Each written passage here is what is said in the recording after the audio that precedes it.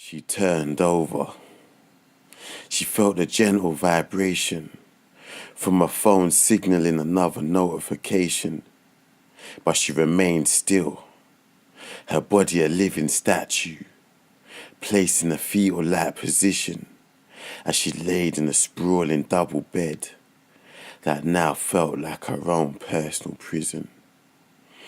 For the last 7 years, she'd slept how she wanted, getting in and out of her bed as she pleased. But today was different, as when she fell under the Sandman's spell, she found herself in a terrible nightmare that felt all too real. The opened email, the haunting pale face, just like her own, the scratch-like voice that gave chills, a distorted version of her own. Her body reacted badly to the nightmare as she was drenched in sweat that seeped through the fabric of her negligee. Her room now scented with cocoa butter, lavender, and sweat.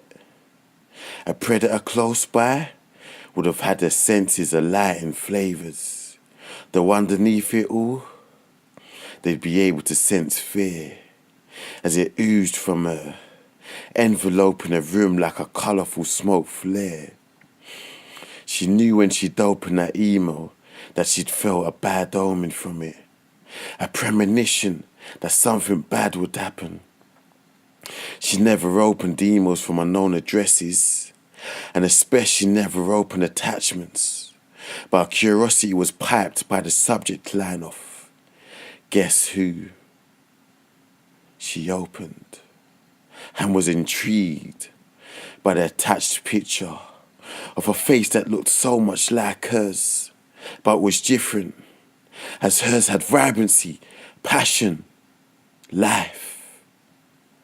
The picture attached, though, was lifeless, like her without a soul. When words materialized on the picture, instead of wondering how a PDF document was able to do this, she read on, enchanted, as the words said, we all have 3 versions of ourselves in this world. The good version, the bad version, and the indifferent version. Each version fighting for dominance that a conscious mind is completely unaware of, as only the dominant version will continue to exist. The words that appeared next is what broke her enchantment, as when she read the words, I wonder what version of you shall survive. The eyes on the screen seemed to shift, only slightly, but enough for her to notice, enough for her to react in fright, as she quickly closed the email, then deleted it in haste. But within moments, she received a text that read, 3's a feast and 2's a meal. If 1 devours 2, then 3 becomes 1. Tonight we'll see who's the true one. She read the message in quiet fear. But as the day progressed, she forgot all about it. Caught up in the whirlwind of modern life, paying bills, paying rent, and having a little left over for enjoyment for the month. Though the grim reality that her naivety may cost her life crossed her mind, as her ears picked up a single faint scratch. Was it inside or outside her bedroom? She couldn't tell. She wanted to strain, to try hear more, but she dared not move. She wished to God in heaven that she'd made more time for relationships instead of solely focusing on her career, for actively working on finding someone to settle with instead of just a few and far between encounters of lust to deal with the body's yearnings. as right now she'd be held in loving strong arms that will protect her from unknown evils. Arms like Darren's, her thoughts trailed off. If she could right now, she would cry a million tears as she was in the midst of learning the grave consequences of pushing others away, of thinking you can do it all by yourself. She heard two scratch-like sounds that definitely sounded closer, as if now in the room. Her heart pumped frozen fear that caused pins and needle-type symptoms to spread through her body. She kept her eyes closed. Sound and smell were her only senses in use. Her phone vibrated again, but still she didn't move.